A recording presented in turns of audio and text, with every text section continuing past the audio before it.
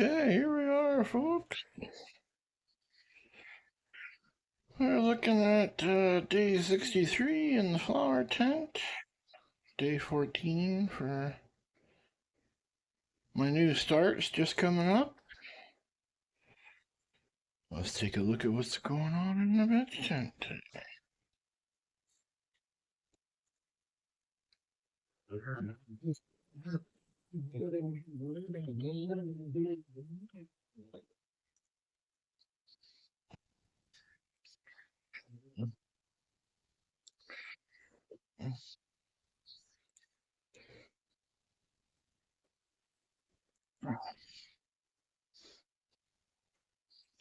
Yeah, they're looking pretty healthy, aren't they?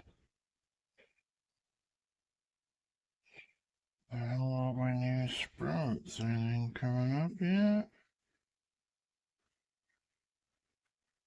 Not looking promising. I'm not seeing any freaky looking little sprouts. Okay, well, the two new starts that are going into the flowering tent next are doing well. Obviously, they're day 14. That means I think I probably should top them today. Haven't decided. What do you guys think? To top or not to top when it comes to autos? I know it's kind of an argument for both sides. If you top them, you sometimes stunt their growth and sends them into flower right away. If you don't, they don't necessarily bush out the way most people like. I think, in all honesty, they generally do fairly well either way. Autos are kind of a genetic little freak in that they bush out and set lots of bud sites, kind of no matter what you do. So I topped the last round, and the one started flowering really early because of stress, and the other one, bushed out okay, but I think it would have did fine either way, so I'm kind of on the fence about this one. I might wait an extra day or so just to think about it, because I'm tempted to just leave them and see how they go with one main cola in the center. Food for thought. I got a time lapse on there that I'm trying out, a new time lapse program, because it really is hard to get it to do time lapse videos with camera phones. They keep wanting to time out. So, unfortunately, nothing popped, so I'm gonna have to start the video over again. That's all that's going on in there for the moment. I gotta give these girls a little drink just so they don't dry out. Although they're looking like they might be able to go another day. And it's still a little damp. If you're to let them go another day. Another food for thought. Temperatures are looking good. We're at 22, 26%. I'm going to bring up that humidity just a little bit. I need to add some more water to the reservoirs, and that turn the heating pad on, and that brings the humidity up. Gets the heat pumping. Everything else is going well. Like I say, it's almost time to transfer these guys over to the flower tent. So let's go see what's going on over here today. I got this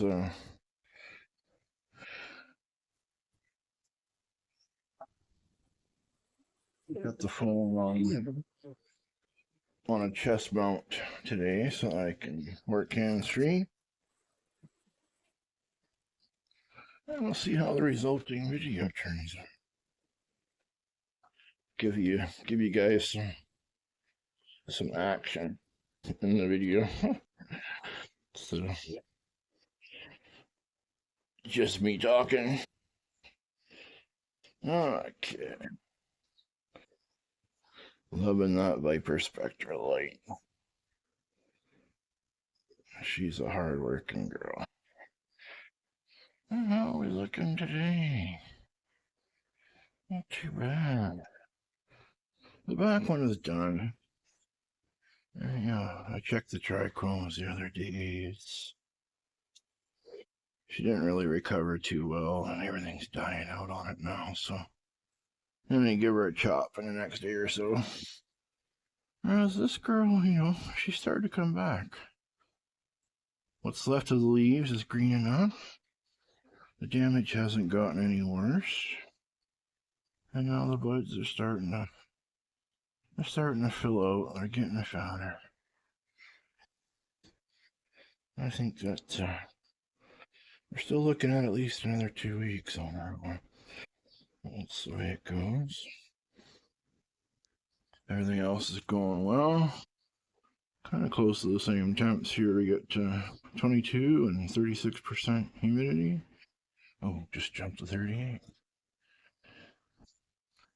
Exhaust fan is pumping away. And of course, like I've mentioned before, that's vented out through the attic. So that keeps all my heat and humidity challenges no problems whatsoever. That humidity, I can either add extra humidity by filling the reservoirs and let it evaporate, or I can turn down the exhaust. I don't generally turn it off. I like to keep it going because that's keeping the smell going out. Drawing in from the outside room to keep a negative pressure going on.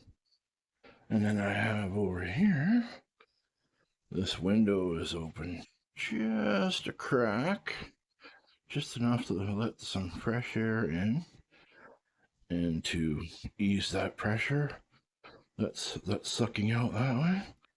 And that way it's always drawing air into the room and coming in from under the door, but not allowing anything out. And in that way, the smell is dealt with. I can smell it in here now because that door is open, but I didn't smell it before I opened that tent door.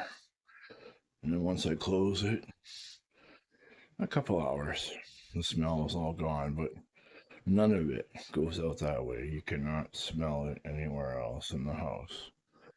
And I have the charcoal filter is on there. So the smell going out through the attic's not going to disturb the neighbors too bad, but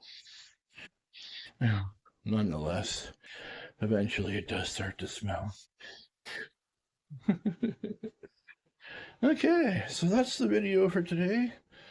Thanks for watching, guys, and if you have any questions or you have any ideas for a video you'd like done, how to this, that, and the other thing, just, drop a message or a comment and let me know. I do plan to do some so how to start your seedlings and stuff like that with my next few videos, because like I said, these girls will be coming out and going into the flowering tent over there. And then I can pull out this trays and stuff and put the seedling trays underneath on top of the heating mat that's at the bottom there. Turn them on. We're going to be starting peppers and tomatoes are the first thing that's got to get started, because they kind of have, 6 to 8 weeks of grow time before they're hardened off and taken outside. I transition them from the indoor grow room to a heated tent outside That's kind of like a mini greenhouse slash tent. And I have a thermostatic heater in there, electric one, that keeps it at about 70-ish, a little under, especially for the evening temps. And then I hard them off for a week or two, maybe a little bit more out there, and then they go into the garden or greenhouse from there. And that's going to be, I'll try and document the whole process, starting with, seeds and trays in the tent, to the tent outside, to the garden or the greenhouse on the back side of the property. And for the summertime, when the outdoor garden is going full tilt, the flowering tent here is probably going to be put on the back burner till end of August, beginning of September. I'm going to let these last two autoflowers here finish off and let them finish flowering, and then when that's done, I'll be shutting this off and letting it sit for the summer. It gets quite hot in this room when the sun is beating through that window, and so middle of summer I won't be able to control the temperature in there as well, so I think I'll give it that from at least June until the end of August, beginning of September. Give it the full summer break so I can concentrate on what's going on outside and clean this up and let it sit for a while. Doesn't hurt to give it some breathing time. Anyway, I'm gonna have my my new sit planter thrown together, and I'll be doing a video about that, start to finish, costs and all. And once it's all put together, it's going to have a living soil type of blend in it that needs to sit and breathe for a few weeks. So I'm hoping to do that up and let it sit for a certain period before I start planting in it. So we'll see how that goes. I'll try and document all that as well. But anyhow, people, if you've watched this far, thank you very much. It's nice to have you along for the ride, and if you're so inclined, like and subscribe. Thank you very much. Have a good day.